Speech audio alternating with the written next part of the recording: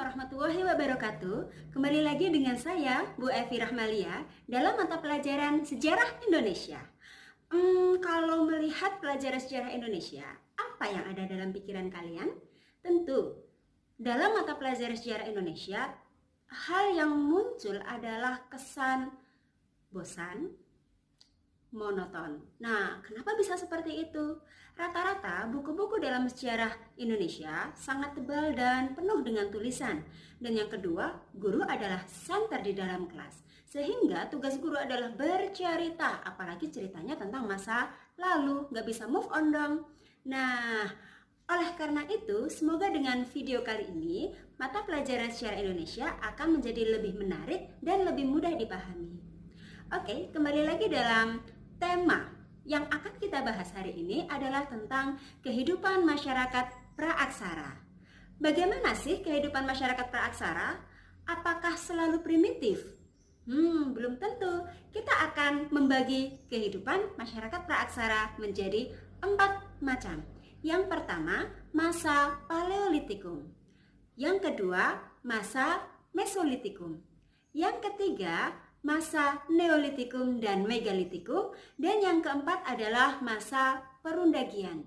Bagaimana sih ciri-ciri masing-masing masa tersebut? Nah, kita akan lihat gambar di belakang ini. Yang pertama adalah masa Paleolitikum. Kehidupan masyarakat Paleolitikum memang masih primitif karena hampir seluruh kehidupannya digantungkan pada alam. Dan otomatis jika kehidupannya digantungkan pada alam, aktivitas sehari-hari masyarakatnya adalah berburu dan juga meramu. Berburu artinya mereka mencari hewan buruan untuk dijadikan makanan agar bisa bertahan hidup di alam yang keras. Sedangkan meramu adalah mengumpulkan makanan. Nah, biasanya dalam pengumpulan makanan ini dikerjakan oleh para wanita. Dan makanan yang dimaksud adalah biji-bijian, umbi-umbian, dedaunan yang bisa dimakan, dan sebagainya.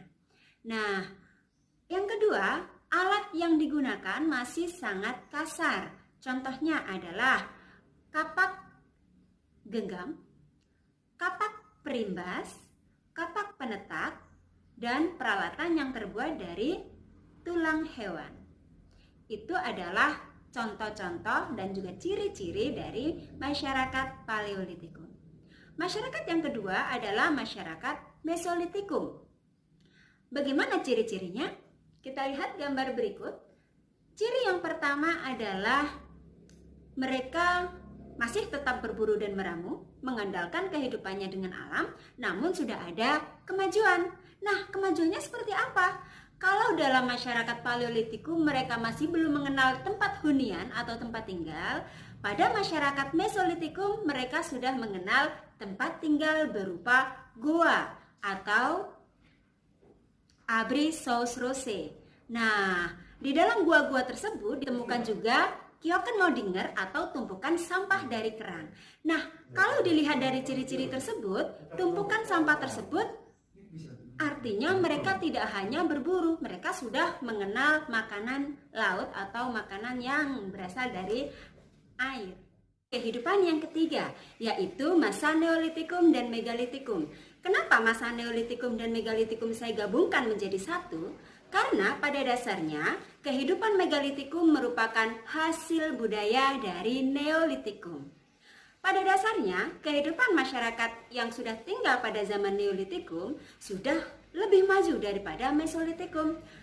Kemajuan yang pertama dari cara kehidupan mereka yang bukan lagi berburu dan juga meramu, namun mereka sudah mengenal cara bercocok tanam dengan menggunakan saluran irigasi yang lebih baik.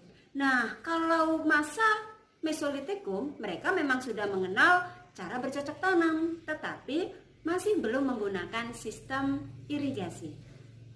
Kembali lagi pada masa Neolitikum, masyarakatnya sudah sangat maju.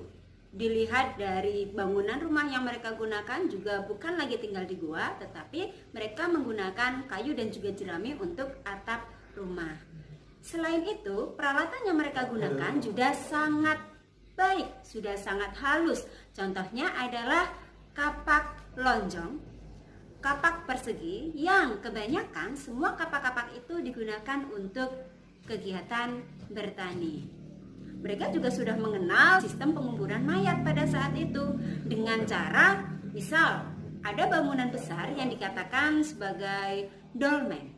Nah, mayat tersebut khususnya untuk mayat atau jenazah kepala suku dimasukkan di dalam bawah dolmen tersebut.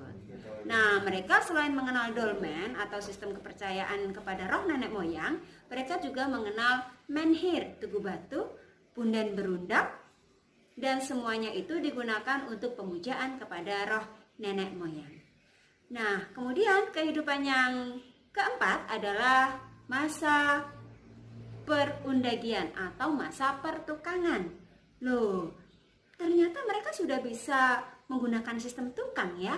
Apa sih yang dikerjakan oleh para tukang tersebut? Mereka mengerjakan alat yang terbuat dari logam. Pada dasarnya, masyarakat ini bukan berasal dari Indonesia, namun mereka adalah orang-orang sebaran dari Asia Tenggara, khususnya Vietnam. Nah, contoh alat logam yang mereka buat adalah ada kapak corong, kemudian kapak candrasa, dan arca dari perunggu. Banyak sekali alat-alat yang mereka gunakan. Bukan hanya alat pertanian, tetapi juga alat pemujaan. Nah, sekian video kali ini. Semoga bermanfaat. Jangan lupa subscribe YouTube saya. Akhirul kalam, wassalamualaikum.